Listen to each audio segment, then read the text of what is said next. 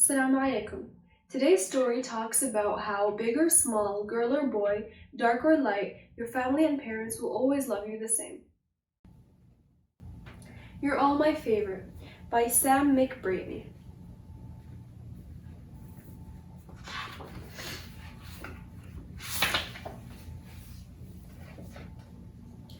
Once upon a time, there was a mother bear, a father bear, and 3 little baby bears.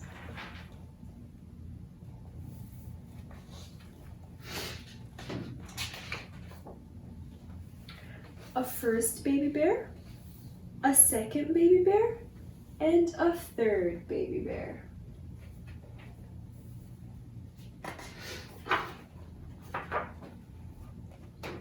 Whoever tucked them in at night always told them the same thing. You are the most wonderful baby bears in the whole wide world. One night, after their mommy bear had tucked them in, and after she had said, "You are the most wonderful baby bears in the whole wide world," they began to wonder.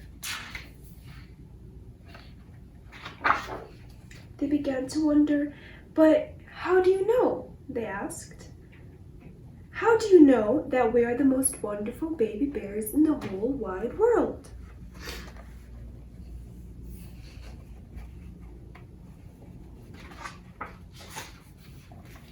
Because your daddy told me, said their mommy bear.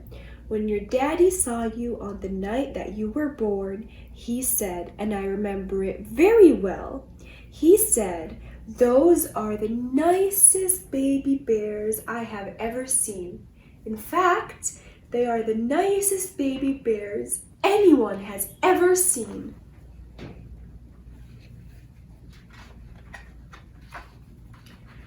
That was a good answer. The 3 baby bears snuggled down as content as could be.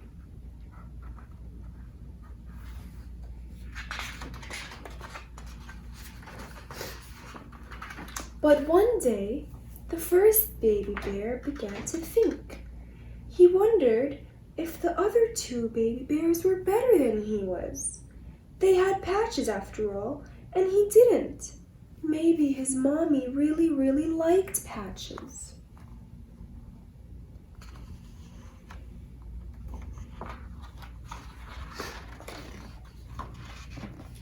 And the second baby bear began to wonder.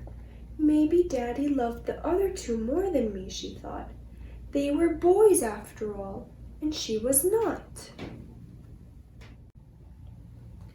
And the third baby bear began to worry. I'm only the littlest, he thought. Everybody's bigger than me.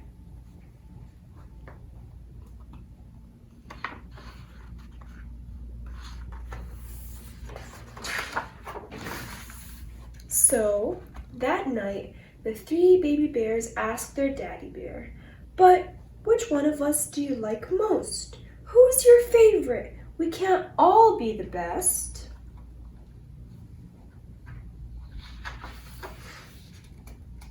"Yes, you can," said their daddy bear. "I know you can, because I heard your mommy say so.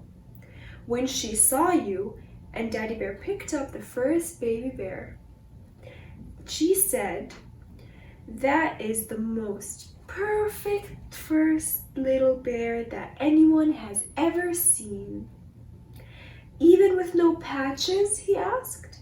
"Patches don't matter at all," replied his daddy as he tucked him in.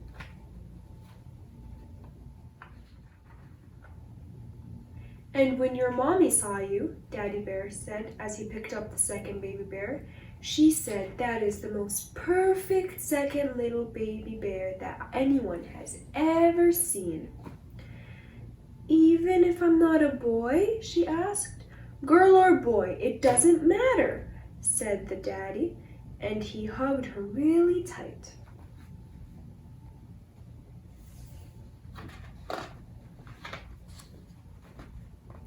"And when your mommy saw you," Daddy Bear said as he picked up the littlest baby bear into his arms, she said, That is the most perfect third little baby bear that anyone has ever seen. Even if I'm the littlest, littly or bigly, we love you just the same. So there, 3 favorites. You're all my favorites. And the best baby bears in the whole wide world went to sleep as happily as could be, because that was a good answer too. I hope you enjoyed today's story.